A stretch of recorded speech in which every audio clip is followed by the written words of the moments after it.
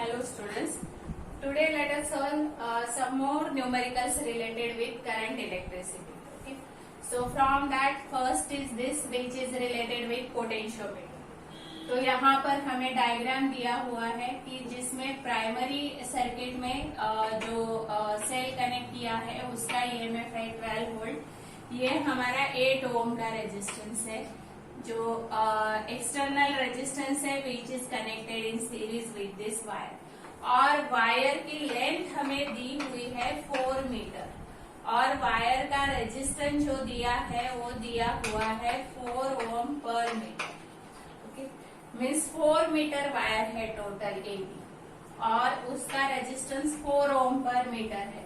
Means 1 metre का 4 ओम, तो पूरे 4 मीटर का कितना आ जाएगा, तो टोटल आर कितना आ जाएगा 4 into 4 16 ओम।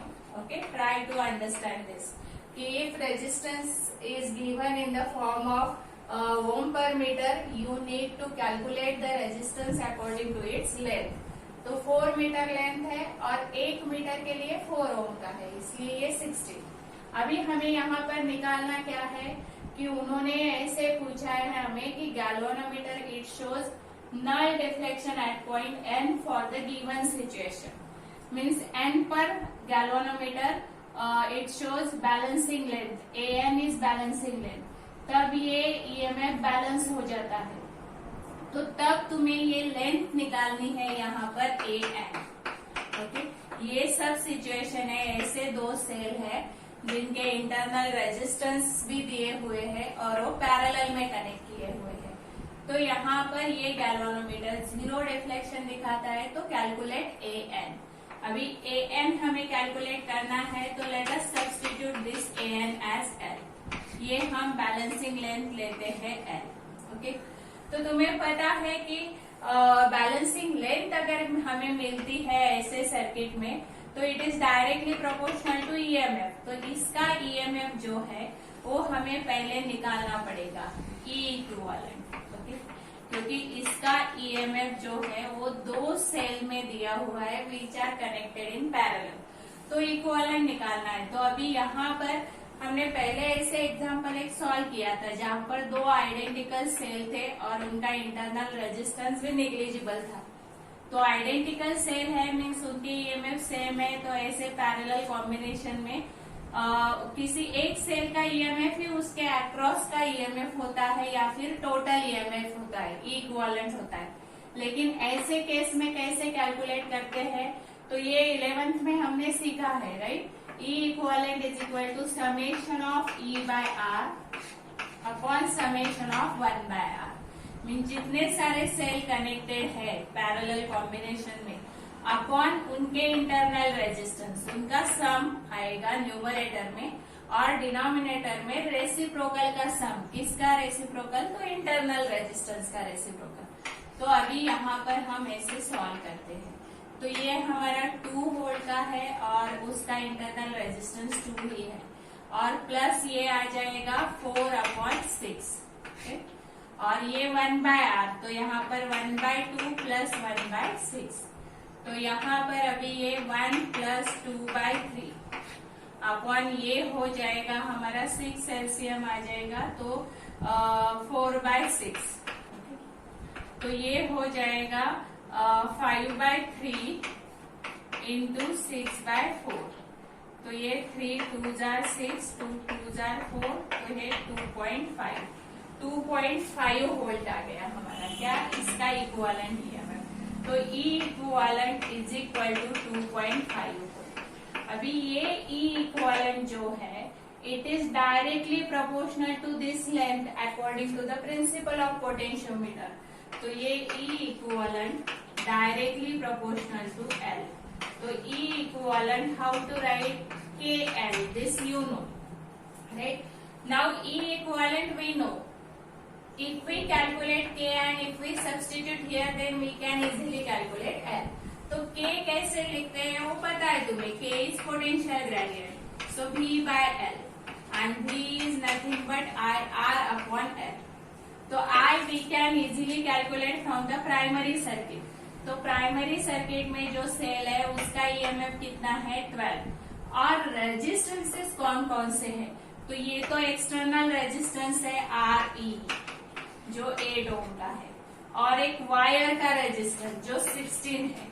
मीन्स हमारा I पहले हम कैलकुलेट करते हैं, तो E0 upon RE plus R।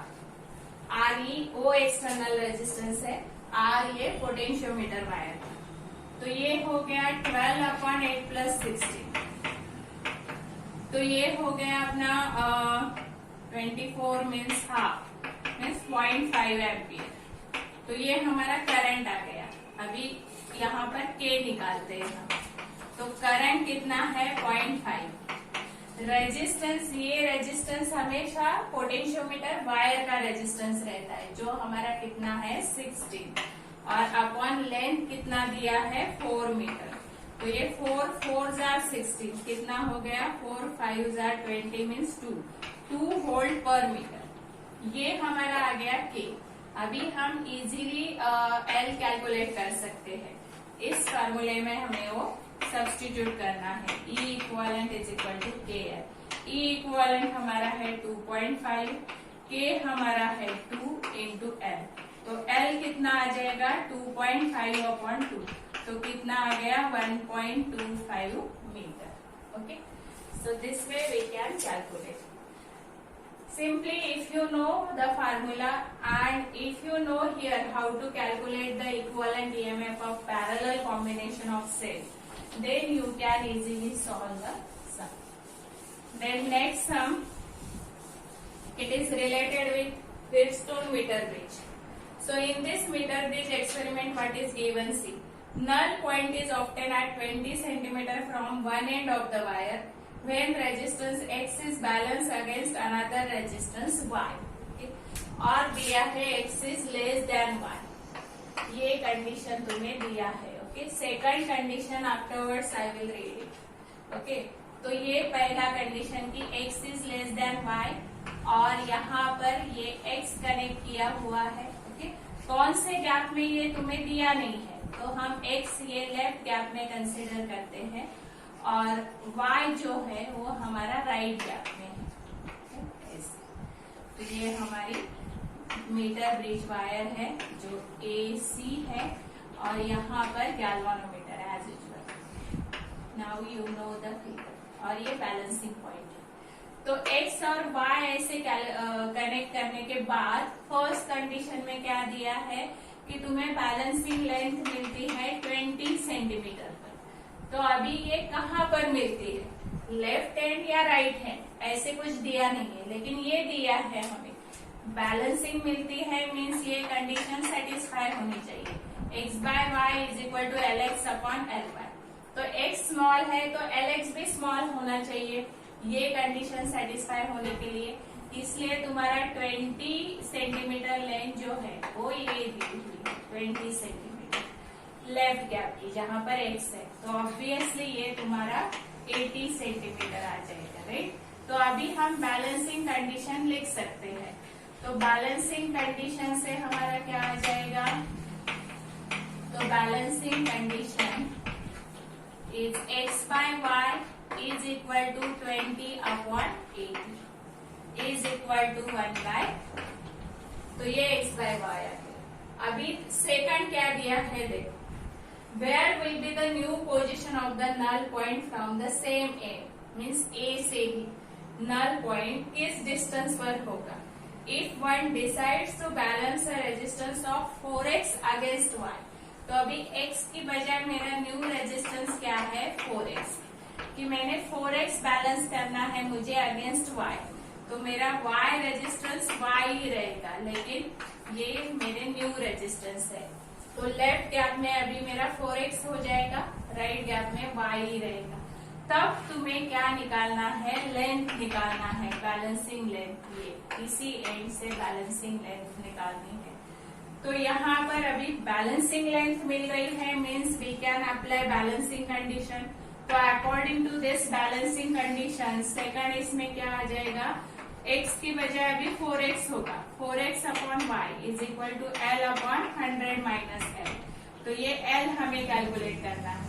तो यहाँ पर हम x बाय y निकाल लेते हैं, क्योंकि हमें x बाय वाई ऑलरेडी ये पता है 1/4। तो ये 4 यहाँ पर शिफ्ट कर दिए तो ये डिवाइड हो जाएंगे इसको 4 इंटू 100 माइनस एल। अभी यहाँ पर हमें इक्वेशन नंबर 1 एंड 2 इसमें तुम्हारे LHS सेम है, means you can equate this RHS। तो यहाँ पर क्या आ जाएगा, from 1 and 2 L upon 4 into 100 minus L is equal to 1/4। तो यहाँ पर आ जाएगा 4L is equal to 400 minus 4L। तो ये 8L हो जाएंगे। 8L is equal to 400। तो L इज इक्वल टू 400/8। तो कितना हो जाएगा 50 centimetre.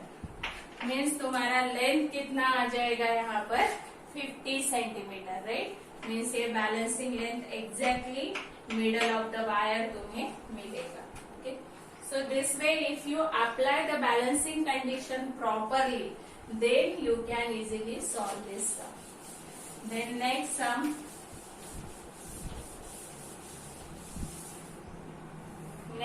is see, one circuit is given here.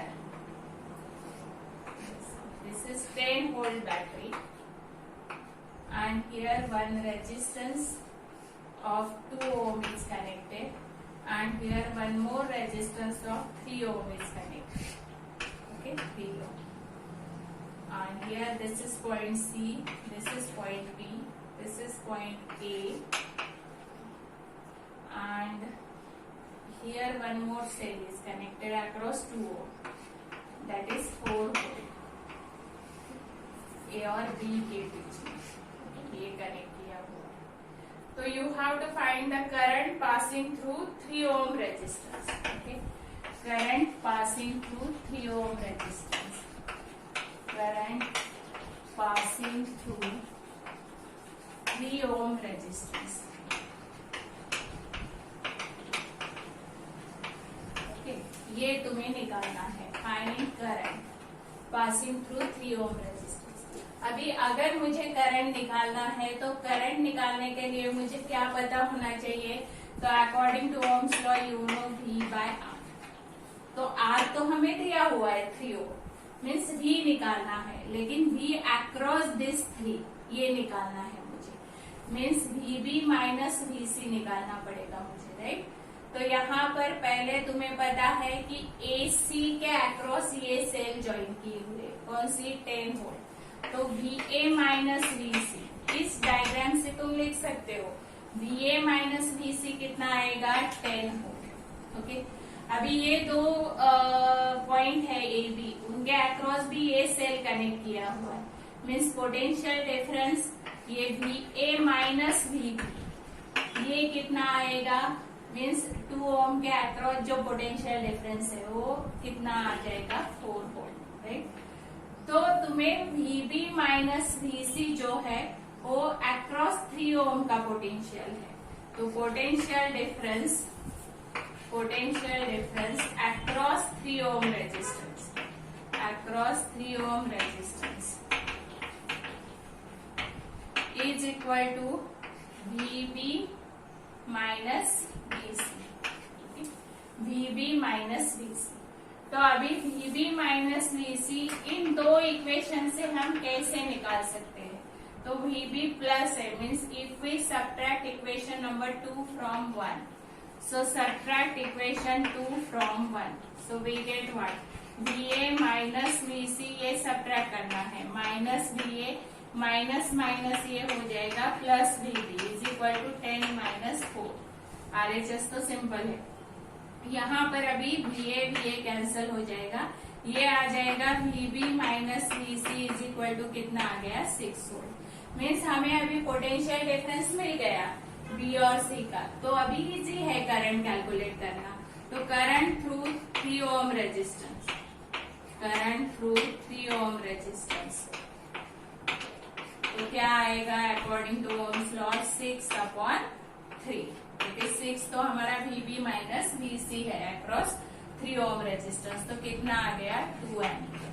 तो ऐसे हम किसी भी रेजिस्टेंस के अक्रॉस का करंट निकाल सकते हैं, पोटेंशियल डिफरेंस निकाल सकते हैं, by using this equation.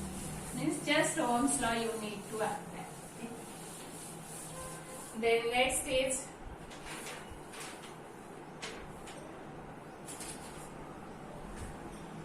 one more sum is there which is related with potentiometer.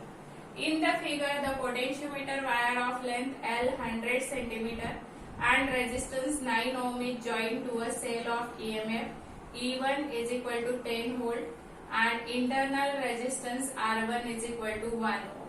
Right? Means यहाँ पर ऐसे फिगर दिया हुआ है तुम्हें, ये उसका इंटरनल रेजिस्टेंस है और ये वायर AB को ऐसे ज्वाइन किया हुआ है, तो ये हमारा AB पोटेंशियोमीटर वायर है। और सेकेंडरी सर्किट में ये सेल है जिसका भी इंटरनल रेजिस्टेंस है और फिर गैल्वेनोमीटर और फिर तुम्हें वो नल पॉइंट मिलता है या बैलेंसिंग पॉइंट मिलता है।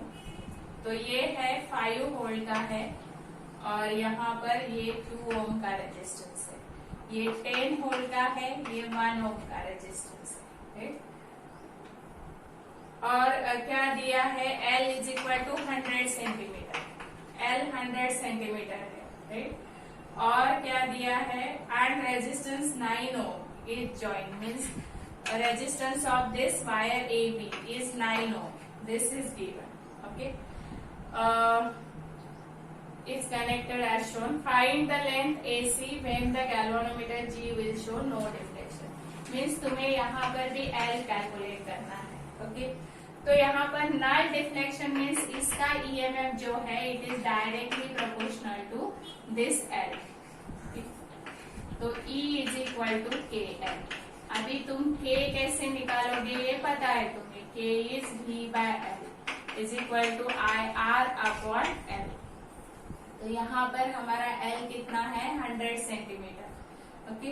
और I पहले निकालते हैं, तो I कितना आ जाएगा, प्राइमरी सर्किट की तरफ देखो, तो ये E, ये हमारा E2 है और ये E1 है, ऐसे दिया हुआ है, तो E1 लेना है, E1 अपॉन उसका इंटरनल रेजिस्टेंस भी दिया है, एक रेजिस्टेंस ये है R और बाकी कोई एक्सटर्नल रेजिस्टेंस यहाँ पर नहीं है, तो ये 10 बाय 10 हो जाएगा क्योंकि ये 9 है, ये +1 मीन्स 10, तो ये 1 एम्पियर आ जाएगा।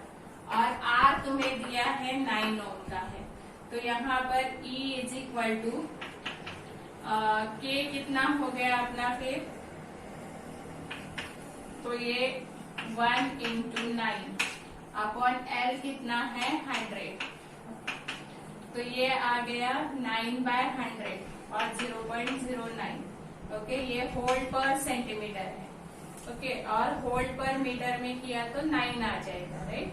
तो ये E इज इक्वल टू अभी क्या, K इंटू L, तो ये E मेरा कितना है 5 इज इक्वल टू K कितना है 0.09, ओके। अभी पोटेंशियोमीटर वायर की लेंथ हमारी सेंटीमीटर में है, 0.09 इंटू L, तो ये भी सेंटीमीटर में निकलेगी, तो L is equal to 5 upon 0.09, तो ये कितना हो जाएगा 500, right, upon 9 is equal to, तो ये हो जाएगा 9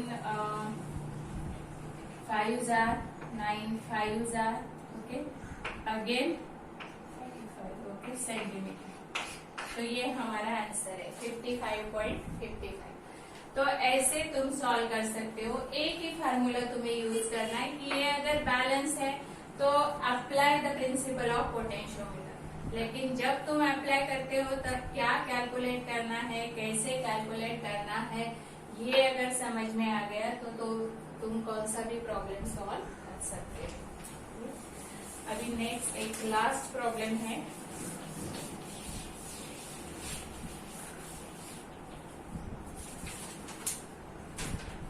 क्या दिया है देखो। If a wire is stretched to make it 0.1% longer, wire is stretched to make it 0.1% longer, means एक वायर दी है जो स्ट्रेच किया और 0.1% वो लॉन्ग हो गई, तो इट्स रेजिस्टेंस विथ उसका रेजिस्टेंस निकालना है, राइट, न्यू रेजिस्टेंस।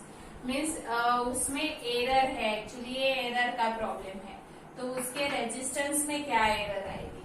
तो अभी ये हमें रेजिस्टेंस का फार्मूला तो हमें पता है रो एल बाई ए। तो लेंथ अगर 0.1% से हम लॉन्ग कर रहे हैं मीन्स उसका एरिया ऑफ क्रॉस सेक्शन भी चेंज होगा, लेकिन एरिया ऑफ क्रॉस सेक्शन कितना है, कैसे चेंज हो रहा है, ये हमें दिया नहीं है।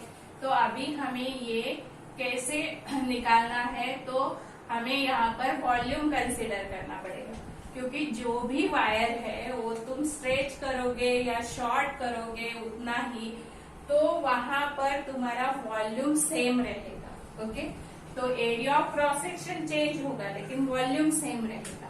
इसीलिए हम क्या करते हैं कि न्यूमरेटर और डिनोमिनेटर को एल से मल्टीप्लाई कर लेते हैं, राइट। यहाँ पर भी एल से मल्टीप्लाई किया, यहाँ पर भी एल से, तो ये तो a इंटू एल तुम्हें पता है पाई स्क्वायर एच, ये वॉल्यूम आ गया।